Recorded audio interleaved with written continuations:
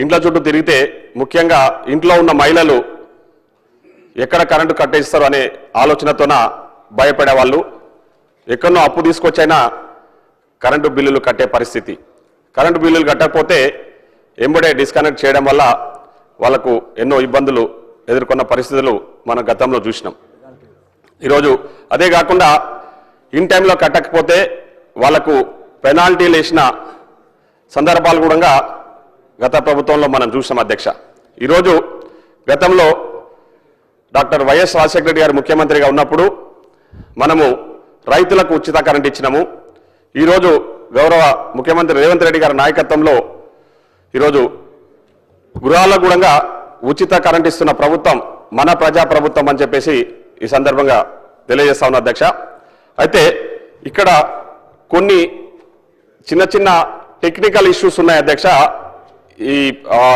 అంటే ఈ zero bill ఇంప్లిమెంటేషన్లో in fact మనము ఆ రోజు ప్రజాపాలనలో భాగంగా ఈ జీరో బిల్లుకు సంబంధించి ప్రజాపాలనలో దరఖాస్తులు స్వీకరించడం జరిగింది అధ్యక్ష.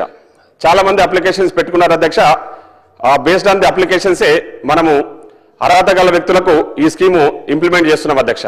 కానీ కొన్ని సందర్భాల్లో ఏమవుతుందంటే అధ్యక్ష, అప్పుడు కొందరు మిస్ అయిన వాళ్ళు ఇప్పుడు మళ్ళీ దరఖాస్తు పెట్టుకునే అవకాశం లేకుండా పోయింది అధ్యక్ష.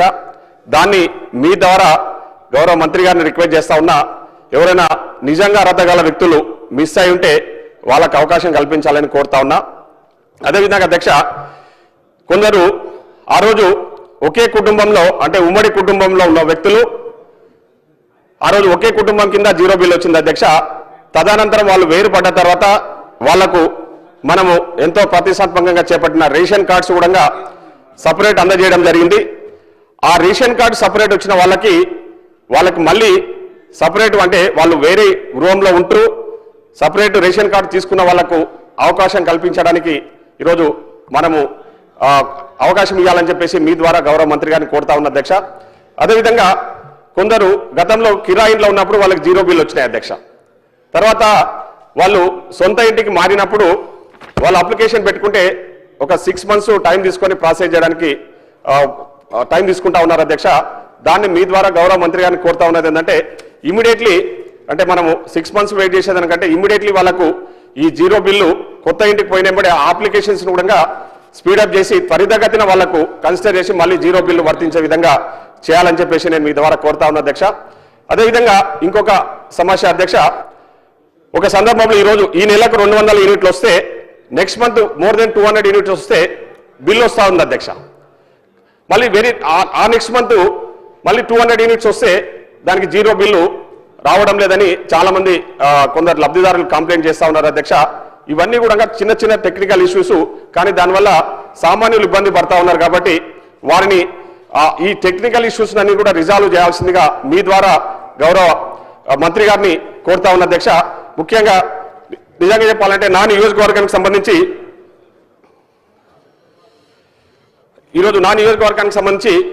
ఈరోజు దాదాపు 62,000 కుటుంబాలు ఉంటాయి అధ్యక్ష.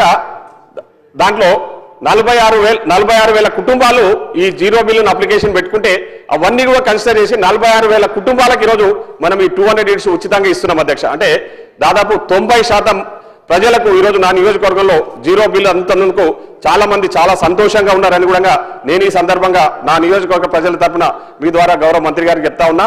ఇంకా దీన్ని భవిష్యత్తులో కూడా కొనసాగించాలని చెప్పేసి ఎలాంటి టెక్నికల్ ఇష్యూస్ ఉన్నా రిజాల్వ్ చేసి, ఎందుకంటే ఇది ఒక మంచి పథకం అధ్యక్ష, సామాన్యులకు చాలా ఉపయోగపడుతున్న పథకం అనడంలో ఎలాంటి అతిశయోక్తి లేదని చెప్పేసి మీ ద్వారా నేను గౌరవ మంత్రి గారికి తెలియజేస్తా ఉన్నా. కాబట్టి అక్కడక్కడ కొన్ని టెక్నికల్ ఇష్యూస్ ఉన్నాయి. ఈ టెక్నికల్ ఇష్యూస్ రిజాల్వ్ చేసి దీన్ని ఇంకా పటిష్టవంతంగా అమలు చేసే విధంగా ప్రభుత్వం చర్యలు తీసుకోవాలి. ఎందుకంటే ఈ పథకం విషయంలో ఈరోజు చాలా ఇప్పుడు సామాన్య ప్రజలు మాత్రం చాలా సంతోషంగా ఉన్నారు అనడంలో ఎలాంటి, ఎందుకంటే మనం కొన్ని పథకాల గురించి చెప్తా ఉన్నాం అధ్యక్ష. సన్న బియ్యం గురించి చెప్తా ఉన్నాం, జీరో బిల్లు గురించి చెప్తా ఉన్నప్పుడు చాలా రెస్పాన్స్ వస్తూ ఉంది పబ్లిక్ లో నుంచి. అరే మంచి పథకం, మాకందరు కూడా చాలా సంతోషంగా ఉంది. నెల తిరిగినప్పుడే ఇంతకుముందు గతంలో ఇబ్బంది పడతా ఉన్నాం, ఇప్పుడు ఆ ఇబ్బందులు లేకుండా మేము ముందుకు పోతా ఉన్నామని చెప్తా ఉన్నారు. కాబట్టి నేను ఈ సందర్భంగా గౌరవ మంత్రి గారిని, ప్రభుత్వాన్ని కూడా ఈ సందర్భంగా నేను అభినందిస్తూ ఈ టెక్నికల్ ఇష్యూస్ రిజాల్వ్ చేయాల్సిందిగా మీ ద్వారా ప్రభుత్వాన్ని కోరుతా ఉన్నా అధ్యక్ష. ధన్యవాదాలు అధ్యక్ష. డాక్టర్ కవ్వంపల్లి సత్యనారాయణ గారు. ధన్యవాదాలు అధ్యక్ష. మరి 200 యూనిట్ల ఉచిత విద్యుత్ పథకం అనేది మంత్రి గారు చెప్పినట్టు చాలా గొప్ప పథకం. దాదాపు నా నియోజకవర్గంలో 90% మంది ప్రజలు దాన్ని అనుభవిస్తూ ఉన్నారు. ఇది పేద ప్రజల కోసం రూపొందించబడ్డ పథకం అని చాలామంది సంతోషంగా ఉన్నారు. మరి ఒక విషయం ఏంటంటే అధ్యక్ష, 3 విషయాలు. కొంతమందికి ప్రజాపాలనలో దరఖాస్తు చేసుకునేందుకు వాళ్ళకు ఉచిత విద్యుత్తు అప్లికబుల్ కావట్లేదు. అంటే ఎందుకు కావట్లేదు అని అంటే ఆ సైట్ ఓపెన్ లేదని చెప్తా ఉన్నారు. నేను మీ ద్వారా మంత్రి గారికి విజ్ఞప్తి చేస్తా ఉన్నాను, ఆ సైట్ను 365 రోజులు ఓపెన్ పెడితే 2 విషయాల లోపల ఎవరికైతే రాలేదో అప్పుడే పోయి క్లారిఫై చేసుకొని దాన్ని ఎంటర్ చేసుకోగలుగుతారు. రెండో విషయం, కొత్తగా ఇల్లు కట్టుకున్న వాళ్ళు ఎవరైతే ఉన్నారో, అదేవిధంగా కొత్తగా రేషన్ కార్డులు ఇప్పుడే మా జిఎంఆర్ గారు చెప్పినారు, ఈ కొత్త రేషన్ కార్డులు వచ్చిన వాళ్ళు, కొత్త ఇల్లు కట్టుకున్న వాళ్లకు ఈ 200 యూనిట్ల పథకం అమలు కావట్లేదు. మరి ముఖ్యంగా నా యొక్క నియోజకవర్గంలో 3500 ఇందిరమ్మ ఇల్లు ఇచ్చినాం. ఆ ఇందిరమ్మ ఇళ్లకు కరెంట్ కనెక్షన్ కూడా ఇవ్వాలంటే ఇవ్వట్లేదు.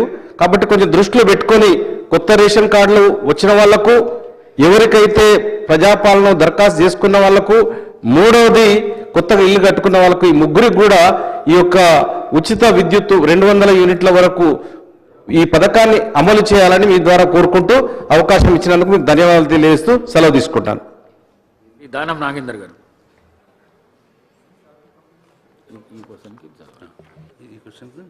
Thank you sir. గౌరవ మంత్రి గారు స్టేట్మెంట్ ఇస్తూ ఈ జిల్లాల వారీగా అనెక్షర్లో పెట్టడం జరిగింది అధ్యక్ష. అయితే దీంట్లో గృహజ్యోతి ఈ పథకం అనేది పార్టీ ఇచ్చినటువంటి 5 గ్యారంటీల్లో ఇది ఒక ఇంపార్టెంట్ గ్యారంటీ అధ్యక్ష. దీనివల్ల చాలామంది పేద ప్రజలు, ఆర్థికంగా ఇబ్బందులు పడుతున్నటువంటి కుటుంబాలు కానీ, వారికి ఆర్థిక స్తోమత లేక చిన్న 2-3 లైట్లు, ఒక ఫ్యాను, ఏదో చిన్న జనరేటర్ ఏదో పెట్టుకొని నడిపించుకుంటే వారికి ఇది చాలా ఉపయోగపడుతున్న ఉద్దేశంతో ఈ గృహజ్యోతి పథకాన్ని ప్రవేశపెట్టిన తర్వాత బడుగు బలహీన వర్గాలు, ఎస్టీ ఎస్సీల కుటుంబాలకి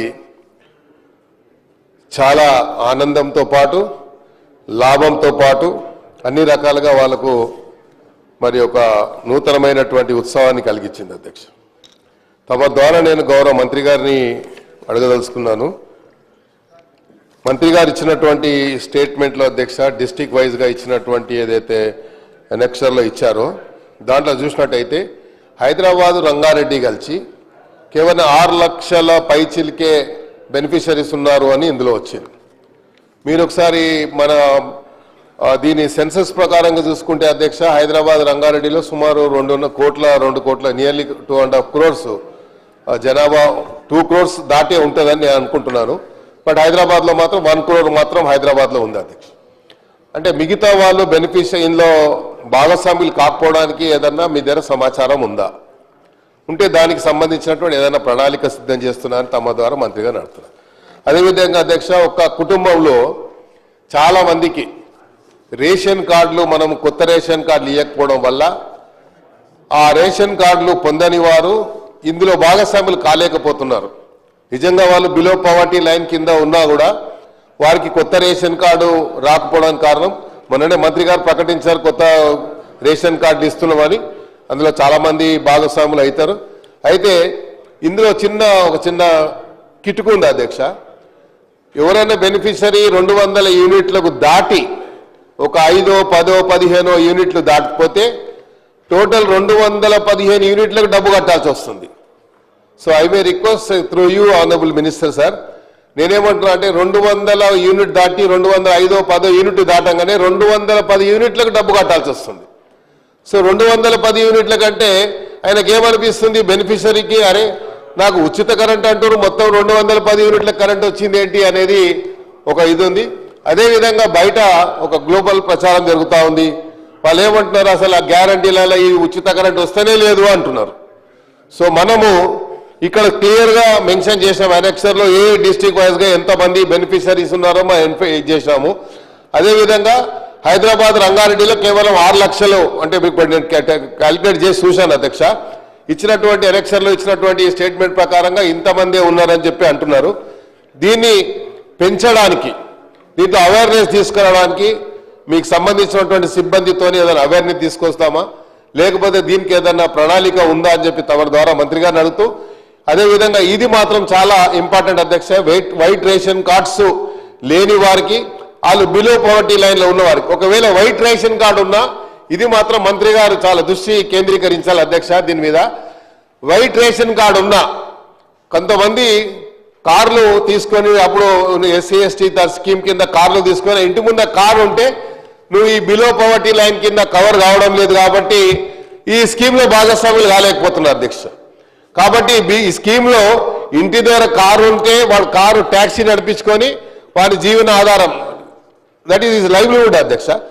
దాన్ని మనం కూడా మరి పరిగణలోకి తీసుకుంటే you will not get any benefit from the government. ఇన్ని స్కీమ్లు మనం ఇచ్చిన తర్వాత ఆ స్కీమ్లలో ఎట్టు కూడా భాగస్వామి కాలేదు కాబట్టి అలాంటి దాన్ని ఏదన్నా మరి అది అరికట్టడానికి మంత్రి గారు ఏమైనా ప్రయత్నం చేస్తారా అని, అదేవిధంగా నేను చెప్పింది ఈ 2 ఇష్యూస్లో మంత్రి గారు నేను ఆశిస్తున్న అధ్యక్ష తప్పకుండా హైదరాబాద్ రంగారెడ్డి జిల్లాలో ఇంకా ఈ బెనిఫిషియర్ని ఎక్కువ భాగస్వాములు చేయడానికి, ఎందుకంటే one of the best scheme అధ్యక్ష. ఎందుకంటే ఇదే మెయిన్ ఇంపార్టెంట్ కాబట్టి లైట్ లేని వారికి ఆ రోజుల్లోనే రాజీవ్ గాంధీ గారు ఆలోచించారు, గ్రామాలకి లైట్ ఉండాలి, ప్రతి గ్రామంలో వీధి అంటే టేలెండ్ వరకు కూడా వారి గుడిసెల్లో కూడా లైట్ ఉండాలనేది రాజీవ్ గాంధీ గారు ఆలోచించినటువంటి సందర్భం అధ్యక్ష. కాబట్టి ఈ స్కీము అందరికీ ప్రతి టేలెంట్లో, ఈ రాష్ట్రంలో ఉన్నటువంటి టేలెంట్లో ఉన్నటువంటి కుటుంబానికి కూడా ఈ స్కీము భాగస్వాములు అయ్యే విధంగా సహకరించాలని కోరుతున్నాను. Thank you. శ్రీ నాగరాజు గారు. ధన్యవాదాలు అధ్యక్ష. ఇంత గృహలక్ష్మి పథకం చాలా చక్కగా ఉంది అధ్యక్ష. మరి దానం సార్ చెప్పినట్టుగా, అలాగే మా జేఎంఆర్ గారు చెప్పినట్టుగా ఇంకా కొన్ని కుటుంబాలకు మొన్న మనం ఇందిరమ్మ హౌసెస్ ఇచ్చాము అధ్యక్ష. చాలామంది గృహప్రవేశం కూడా జరిగారు. వారు దీంట్లో ఈ బెనిఫిషరీ లిస్ట్లో ఇంకా ఇంక్లూడ్ కాలేదు అధ్యక్ష. అలాగే నా కాన్స్టిట్యున్సీ మొత్తం ఎక్కువ దళితులు, ఎస్సీ ఎస్టీలు ఉంటారు అధ్యక్ష. అందులో భాగంగా వరంగల్ నగరంలో సుందరయ్య నగర్, ఎన్టీఆర్ నగర్, ఎస్ఆర్ నగర్ అని కొన్ని కాలనీలు ఉన్న అధ్యక్ష. ఇవి గత 20 ఏళ్ల నుండి అక్కడ వాళ్ళు నివసిస్తున్నారు. వారికి మన ప్రభుత్వం పట్టాలు కూడా ఇచ్చింది అధ్యక్ష. కానీ వీరు కూడా ఇందులోకి రావట్లేదు అధ్యక్ష. ఎందుకంటే ఇంకా వారికి పట్టాలు వారికి చేతికి రాలే అధ్యక్ష. మా మన గృహమంత్రి వాళ్ళైన పొంగులేటి సీనన్న గారి దృష్టికి కూడా ఇది తీసుకొచ్చిన అధ్యక్ష. ఎందుకంటే వారికి పట్టాలు రాలేదు, హౌస్ నెంబర్లు ఇవ్వలే అధ్యక్ష. కాబట్టి వీరిని కూడా ఇందులో ఇంక్లూడ్ అయ్యే విధంగా తమ ద్వారా ఉప ముఖ్యమంత్రి గారికి విన్నపం చేసుకుంటున్న అధ్యక్ష. ధన్యవాదాలు కృష్ణ. శ్రీ ఆది శ్రీనివాసరావు. అధ్యక్ష, గృహజ్యోతి పథకం ఇందిరమ్మ రాజ్యానికి నిదర్శనంగా మనకు పల్లెల్లో కనిపిస్తుంది అధ్యక్ష. పేదలకు ఉపయోగపడే పథకాలు మొదటి నుంచి కూడా కాంగ్రెస్ పార్టీ ప్రభుత్వం ఉన్నప్పుడే మనకు వచ్చినటువంటి సందర్భాన్ని గుర్తు చేస్తూ ప్రధానంగా